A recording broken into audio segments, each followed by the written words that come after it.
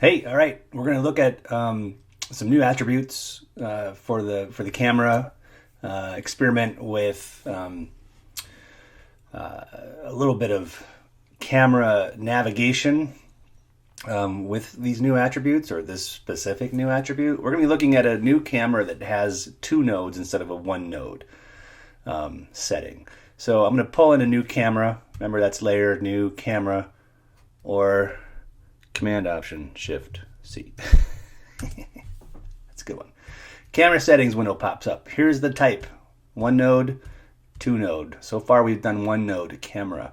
Now I'm going to do a two node, and maybe I even put that in here like as a name just to help differentiate between any other cameras I might have, because you can have multiple cameras in a comp, and we'll get there eventually too. It's really great. So I'm just going to leave the preset at 50 millimeter and no depth of field. I'm going to hit OK.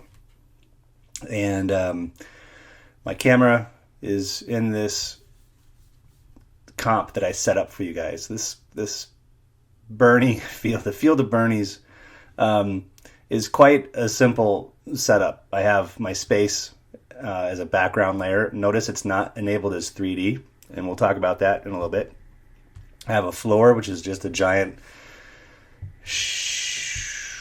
solid layer. We did this already once. I oriented its anchor point to the bottom, and I rotated it negative 90 degrees, and then just stretched the heck out of it. And there you go. And then a whole bunch of Bernies. And now we have the new camera that we put in here. So you can't really tell what's going on with the camera when it's in active camera mode. But you can see what's going on if you went to the top, let's just say, and then zoom out. I'll just zoom out a little bit. So here's our camera. This is what it looks like on the stage. It's got sort of your field of view, all of your rotation and position arrows that you could change that information. But what we have extra here now under the transform is this attribute known as point of interest. And the point of interest is, it's hard to tell right now, but it is this little circle kind of with the target handles on it. And the field of interest is the point in which your camera will always face and focus on. So if I grabbed position X and scrubbed it to the left or right, you can see how the camera is pivoting, and it's always facing that point of interest. I'll hit undo. The point of interest has X, Y, and X, Y, and Z values. And if I move its X or Y, then you can see that there's a different thing happening, and it means that the camera is following the point of interest, but the camera is stationary. So it's like as if the camera were on a tripod and you were doing a left or right pan. Okay, you can do this with a single node camera just by changing the Y rotation value, and it'll just sort of go this way and that way. And so I'm going to try to just demonstrate why a point of interest is convenient. And it's only convenient for me for a few certain moves. For the most part, I just use a single node camera, and if I have to do some other tricky things, I might actually use a null object and have it do those things, or several null objects. There's some really great tutorials out there too about using nulls with your cameras. I would say if you want to nerd out, search that. The point of interest has Y value, so if I pan up or down, you can kind of see the camera is kind of like looking up towards me, looking down towards the ground. It's kind of hard to tell in the top view, so maybe I switch my view to the right angle, and now when I move those values, you can see how the camera's panning up and down. So again, similar to a tripod. What is unlike the tripod is the actual field of interest, and if I throw my point of interest out there about halfway through the depths of this, it'd be like 5,500-ish. And that's going to put me in the middle of my Bernies. How do I know? Well, I'm just going to kind of scrub through this field and say, okay, the last one's here, the first one's there. That's about the middle of it. And that's great for the move that I want to do. But this move is truly demonstrated best if we can look at our composition window in 2 views. So I'm going to go 2 views horizontal.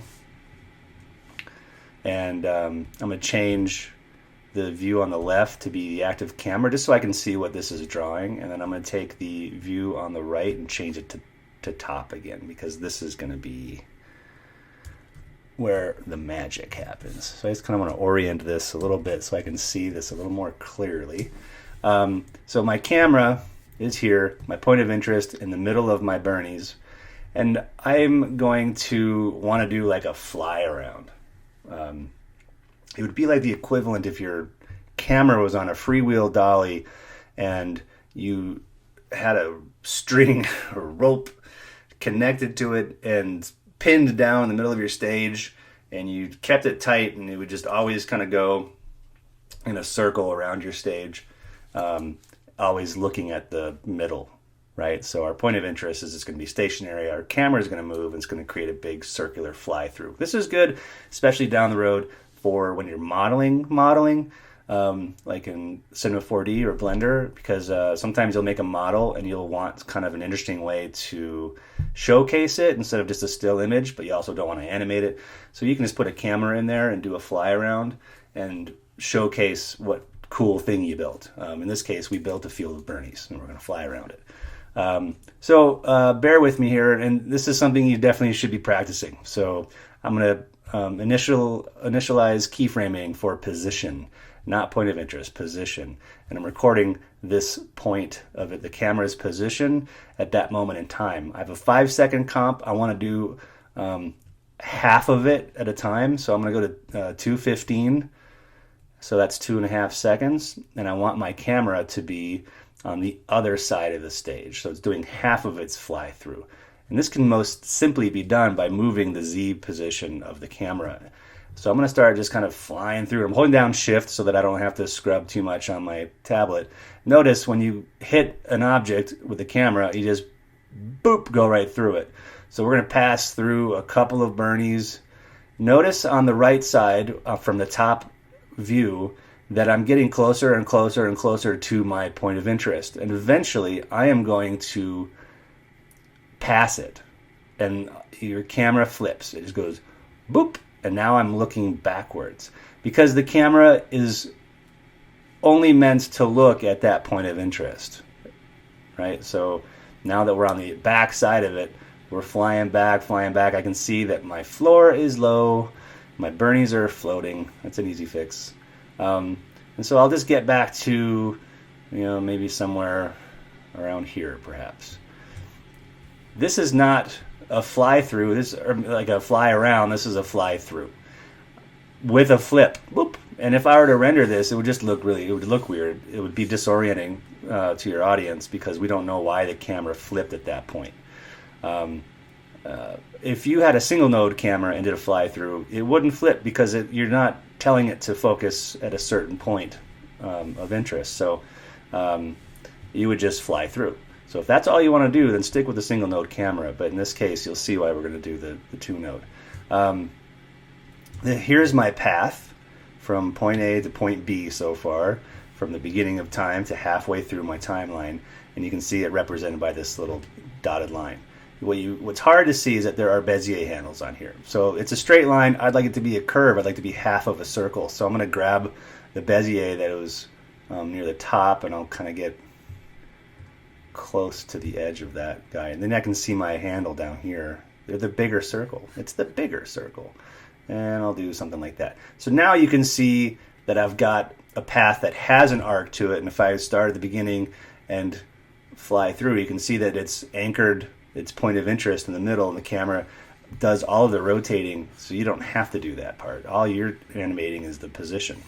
You don't even have to animate the point of interest. You can animate the point of interest, and that would get kind of interesting, but this is the simplest so far. So if I want to do a complete circle at 5 seconds, I'm just going to go to the end of my 5 seconds, select my first keyframe, highlight it, hit copy, and then hit paste. And now I've pasted that same position here at the very end. You can see that the Bezier handles don't understand that we want a full circle, so that they do stick out a bit though, so you can see them better. So I'll just get that somewhere around there, and this one somewhere around here, so that I have a nice looking ellipse. I'm not going to futz with it too much because this is just for an example. And now I have a fly through that goes, it's like a Lazy Susan move, right? What's the other way I could do this? Just leave my camera in place, get a null object in there, parent everything but the camera to the null object, and then just spin the null object, and it would look like a Lazy Susan. In fact, it would act more like a Lazy Susan instead of the camera doing that. But it's a few more steps that this is just sort of a time saver. You can see several things as we get lateral, like right to the side. You can see how wafer thin those Bernies are, and they just kind of disappear for a second until you kind of get around the back side of them. And now we're seeing him from the back side, but it still looks like he's facing forward because it's just, that's how photographs work. If you wanted a backside of Bernie, you would have to Photoshop one, and it wouldn't be that hard. But you'd have to see the back of the chair. You wouldn't see the front of his knees. It would just be like the butt of his coat and a little bit of his pants.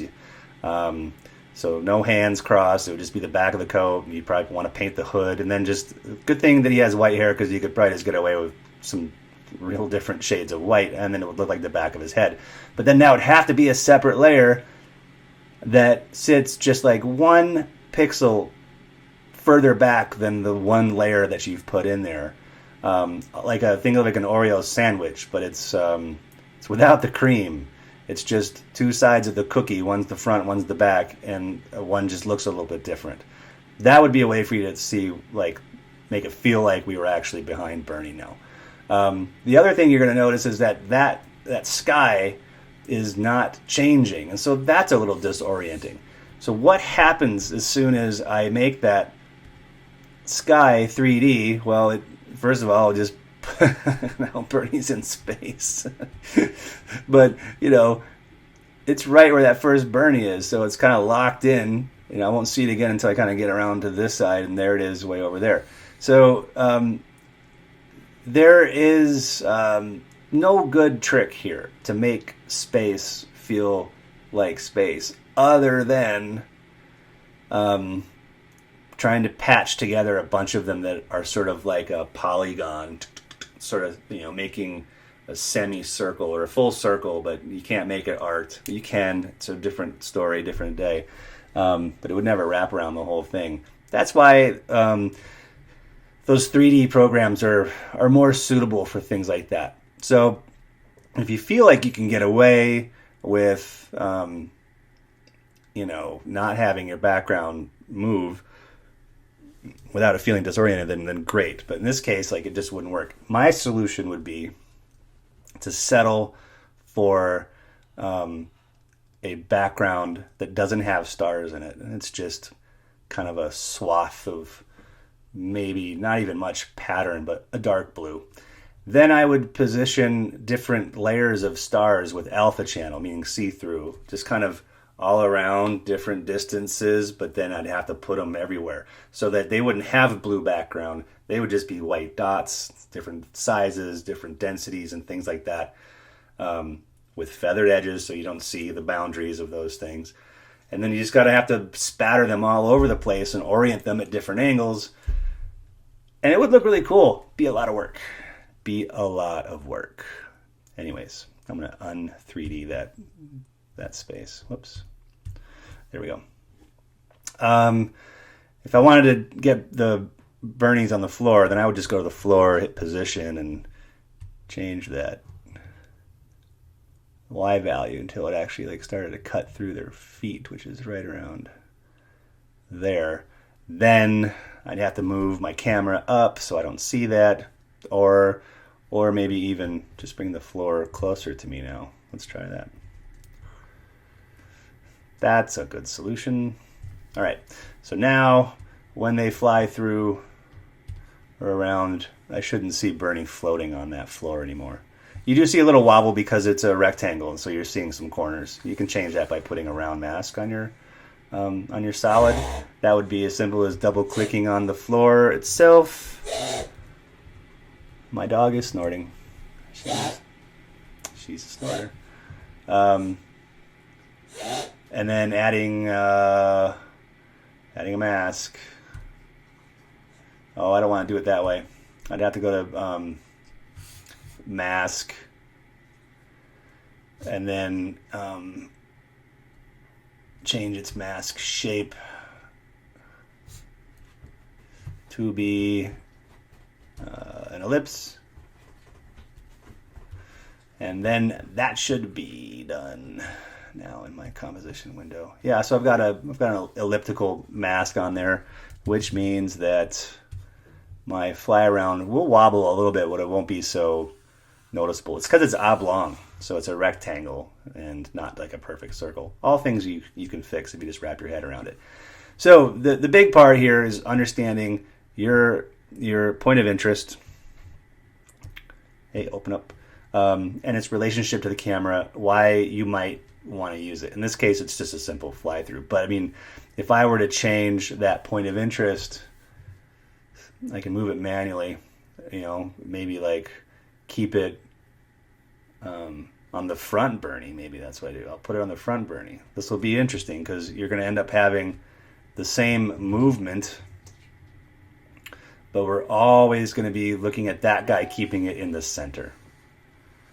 So it's a little funky. And I think you can totally try to find some ways to maybe even animate the point of interest with some movements. If you created like a slalom course, you'd have to animate both your position and your point of interest and kind of making sure you're creating S shapes and stuff like that. But it can get a little heavy and out of control. But I really want you to play with it just so you understand why you might choose a 2-node camera, or the things that you might run into if you're not paying attention and you have a 2-node camera.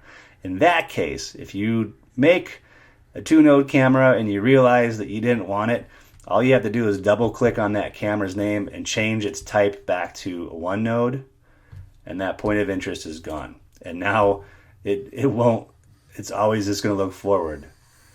So, different result.